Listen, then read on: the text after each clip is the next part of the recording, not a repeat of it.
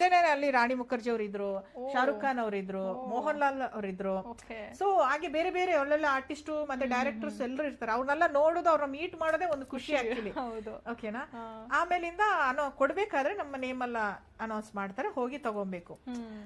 ಒಂಥರ ದ್ರೌಪದಿ ಮುರ್ಮು ಮೇಡಮ್ ಬಂದಾಗ, ಅವ್ರು ರಾಷ್ಟ್ರಪತಿ ಅವ್ರು ಬಂದಾಗ ಅವ್ರನ್ನ ಅಲ್ಲಿ ಹತ್ರದಿಂದ ನೋಡ್ತೀವಲ್ಲ, ಆ ಫೀಲ್ ಕೂಡ ಡಿಫ್ರೆಂಟ್ ಆಕ್ಚುಲಿ. ಅಂಡ್ ಒಂದೊಂದ್ಸಲ ನಾವು ಅಲ್ಲೋಗಿ ಅವ್ರ ಮುಂದೆ ತಗೊಂಡ್ ಬಂದಿದೀವಿ ಅನ್ನೋದೊಂದು ಗ್ರೇಟ್ ಫೀಲಿಂಗ್ ಮಾತ್ರ.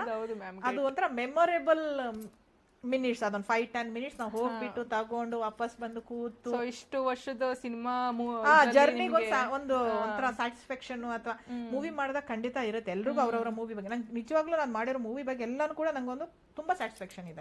ನನಗೆ ಹೆಂಗ್ ಬೇಕು ಹಂಗ್ ಬಂದಿದೆ ಮೂವಿ. ಅಂಡ್ ನಾನೇನ್ ಅನ್ಕೊಂಡಿದ್ರೆ ಹಂಗ್ ಮಾಡಿದೀನಿ ಕೂಡ ಅನ್ನೋದಿದೆ.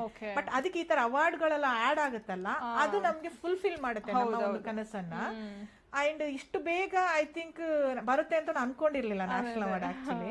ಬಟ್ ಹಾರ್ಡ್ ವರ್ಕ್ ಮಾಡಿದಾಗ ಯಾರೇ ಆಗ್ಲಿ, ನೀವು ಕಷ್ಟಪಟ್ಟು ಒಂದ್ ಕೆಲಸ ಮಾಡಿದ್ರೆ ಇವತ್ತೆಲ್ಲ ನಾಳೆ ಪ್ರತಿಫಲ ಸಿಗುತ್ತೆ ಅನ್ನೋದನ್ನ ನಾನು ನಂಬ್ತೀನಿ ಕೂಡ. ಅದು ನಂಗೆ ಸಿಕ್ಕಿದೆ ಕೂಡ. ಅದು